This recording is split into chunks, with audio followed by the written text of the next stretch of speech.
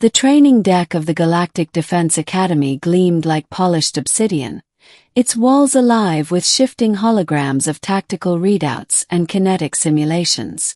Rows of alien cadets lined the mat, their eyes glittering with anticipation as the session star entered. Commander Zalek, a four-armed warrior from the Kroll Dominion, towering 3 meters tall with an exoskeletal frame that clicked and shifted like armor forged by a god of war. He was the Academy's most celebrated combat instructor, having bested dozens of species in melee. His reputation carried an air of inevitability. He had never lost. That was why the laughter rolled so easily from his fanged mouth when he saw today's new trainee. Human.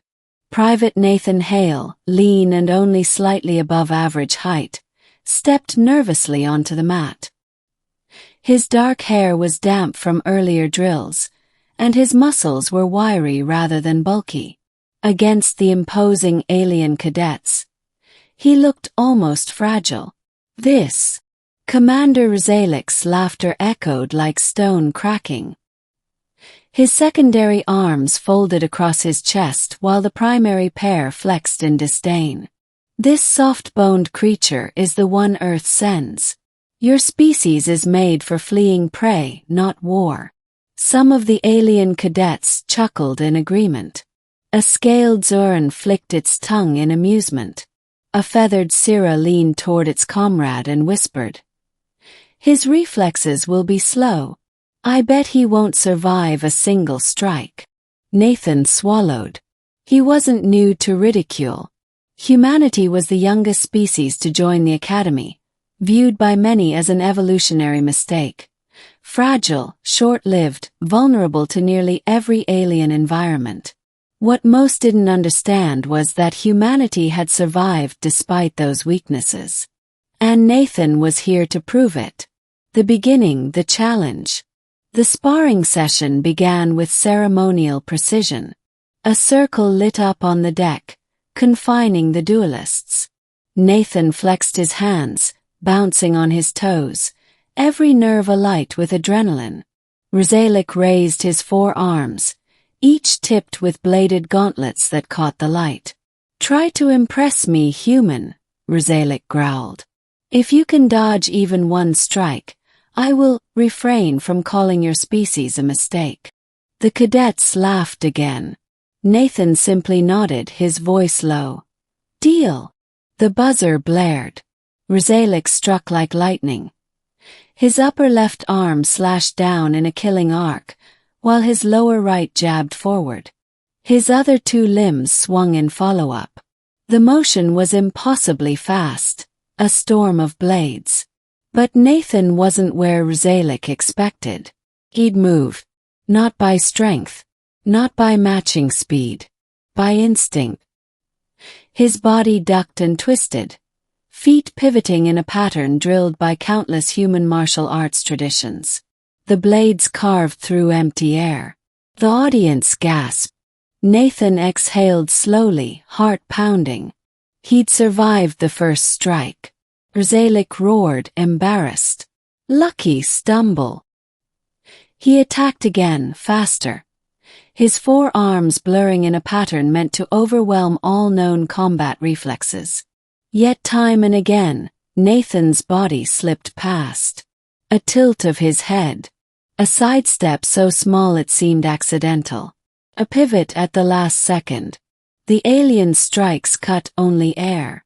The cadets whispered now, their earlier laughter gone.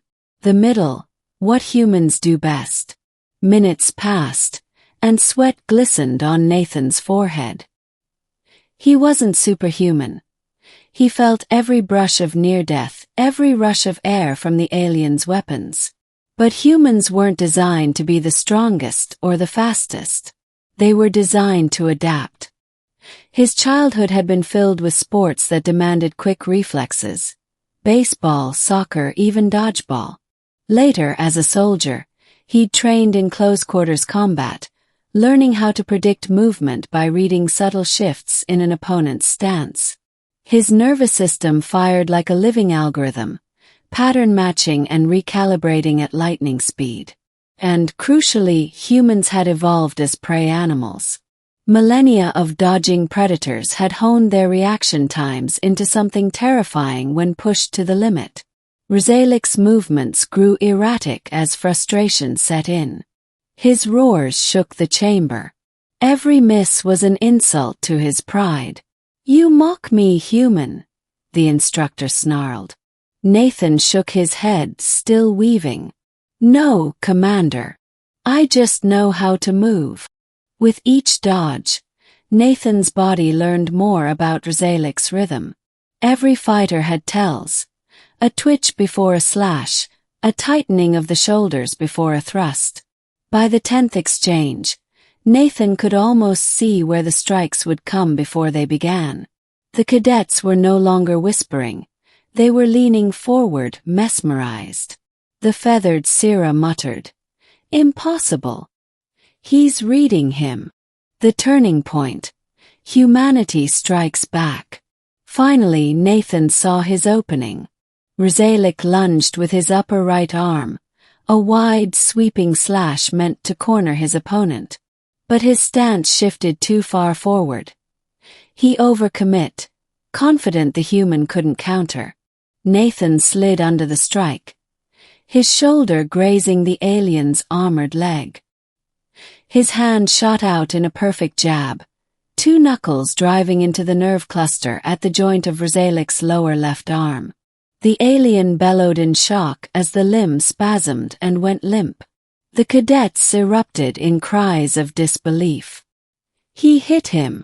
Rezalik staggered back, glaring at the human with something he'd never felt before. Fear. Nathan stood, chest heaving. His voice was calm, though his adrenaline screamed through his veins. "With respect, Commander. Reflexes aren't about speed.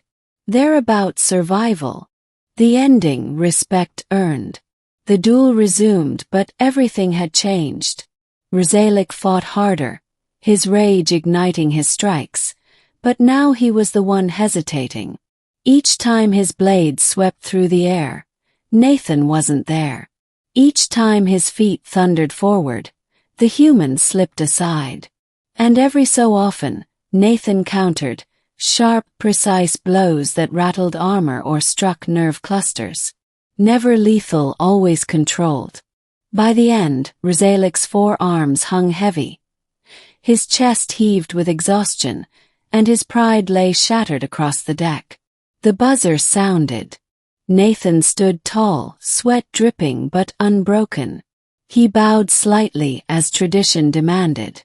The silence in the room stretched, every cadet waiting to see what the great commander would say. Finally, Rezalik lowered his head. "I underestimated you. I underestimated humans."